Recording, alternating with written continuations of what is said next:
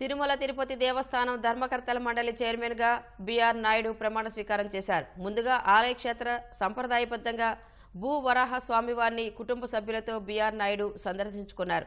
అనంతరం Vaikuntham queue complex చేరుకున్న BR Naidu దంపతులకు ఆలయ మహాద్వారం వద్ద తీతిదే అదనపు ఈవో వెంకయ్య చౌదరి స్వాగతం పలికారు. అనంతరం ఆలయంలో గరుడాళ్వార్ సన్నిధి వద్ద తీతిదే ఈవో శ్యామలారావు బిఆర్ నాయుడు వద్ద ప్రమాణం చేయించారు. తీతిదే ధర్మకర్తల మండలి 54వ చైర్మన్ గా బాధ్యతలు స్వీకరించిన తర్వాత శ్రీవారిని దర్శించుకున్నారు. బిఆర్ నాయుడు దంపతులకు వేద పండితులు ఆశీర్వచనం చేశారు. ఈవో శ్యామలారావు స్వామివారి తీర్థప్రసాదాలు అందజేశారు. ధర్మకర్తల మండలి సభ్యులు కూడా ప్రమాణ స్వీకారం చేశారు.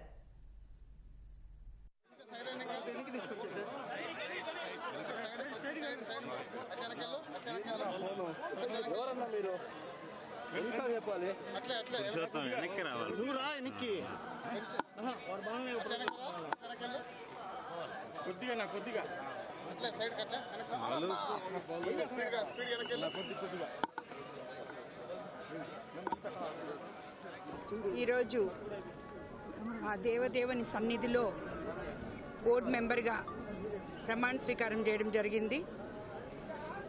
మరోసారి దేవుని సేవ చేసుకునే భాగ్యం నాకు ఇచ్చినందుకు ముఖ్యమంత్రి చంద్రబాబు నాయుడు గారికి ధన్యవాదాలు తెలుపుకుంటున్నాను. తప్పకుండా ఆ సేవ భగవంతుడికి ఎటువంటి సేవ చేసుకోవాలో బోర్డు మెంబర్గా తప్పకుండా ఆ అవకాశాన్ని నేను సద్వినియోగం చేసుకుంటానని చెప్పి అందరికీ తెలియజేసుకుంటున్నాను.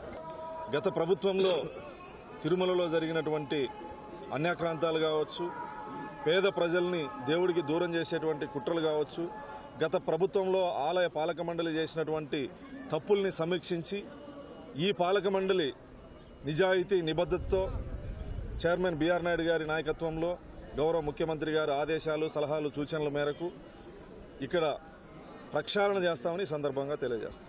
కలియుగ దైవమైనటువంటి ఈ వెంకటేశ్వర స్వామి సన్నిధిలో బోర్డు మెంబర్గా అవకాశం రావడం ఎంతో ఆనందంగా ఉంది.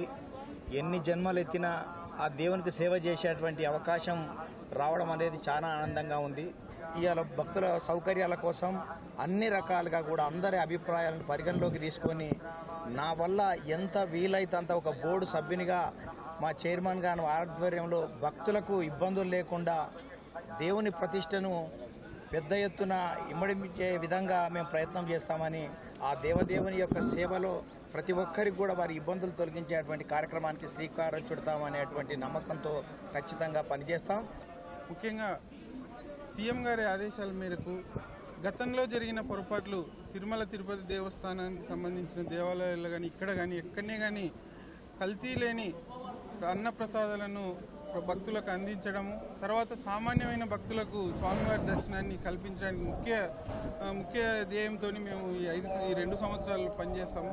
తిరుమల తిరుపతి దేవస్థానాన్ని ప్రతిష్టను ఎక్కడనే కానీ భంగం కలిగించకుండా మాకు అప్పయిన బాధ్యతను పూర్తి చేసుకుంటామని అందరికీ తెలియజేస్తున్నాం. స్వామివారి ఆశీస్సులతో తిరుమల తిరుపతి దేవస్థానం బోర్డు మెంబర్గా నియమించిన చంద్రబాబు నాయుడు గారికి, నారా లోకేష్ గారికి ధన్యవాదాలు తెలుపుకుంటూ ప్రవాసాంధ్రుల కొరకు మెరుగైన సౌకర్యాలు, భక్తుల మెరుగైన సౌకర్యాలు కల్పించడానికి నా వంతు కృషి చేస్తానని తెలియజేసుకుంటున్నాను.